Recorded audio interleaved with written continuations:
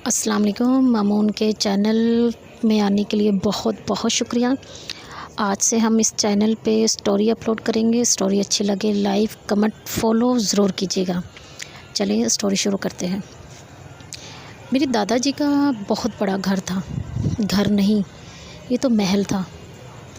मेरे दादाजी के ख़ानदान में 4 बेटों के बाद ही एक बेटी होती है और इस करोड़ में मेरे दादाजी बहुत ज़्यादा थे।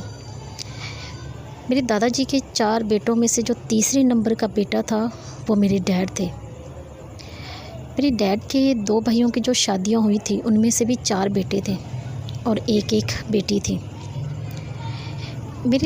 मेरी जो मॉम थी वो इस बार प्रेग्नेंट थी।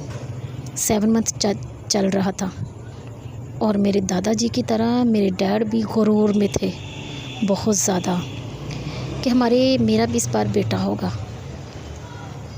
मेरे दादाजी जो ब्लैक मैजिक करते थे वो घर पे नहीं करते थे। घर की बैक साइड पे उनका एक कमरा था, वहीं पे लोग आते थे, उनसे अपने मसले बताते थे, वो हल करते थे। आखिर एक दिन दादाजी के पास एक लेडी आई जिन्हें ब्लैक मैजिक की बेइंतहा ज़रूरत थी। ब्लैक मैजिक करते थे लेकिन उस ब्लैक मैजिक में एक स्पेशल ब्लैक मैजिक होता था जो तभी हम मेरे दादाजी करते थे जब बहुत ज़्यादा ज़रूरत होती थी।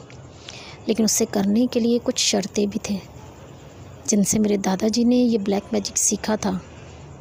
उन्होंने मेरे दादाजी से कहा था कि ये जो स्पेशल ब्लैक मैजिक है, जब आपकी बीवी और आपकी बहू प्रेग्नेंट हो आपने कभी भी ये मैजिक नहीं करना।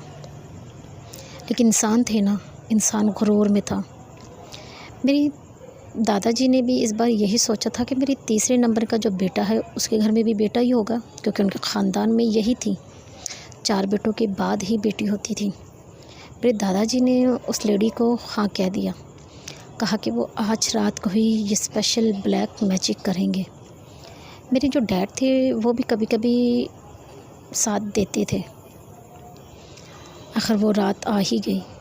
मेरे दादाजी ने जब वो ब्लैक मैजिक शुरू किया, इस ब्लैक मैजिक में ये होता था कि मेरे दादाजी को वहाँ से किसी जिन को लेना था उस दुनिया से, उससे वो काम करवाना था। वो कोई आम जिन नहीं होता था, एक पावरफुल जिन होता था जिनकी ख़ुद की एक ताकत बेशुमार थी, ये सिर्फ वही काम कर सकते थे। मेरे दादाजी ने जब ये मैजिक शुरू किया और जब ख़त्म करने की बारी आई, अचानक से ही मेरी मॉम की चीखों की आवाज़ें आने लगी।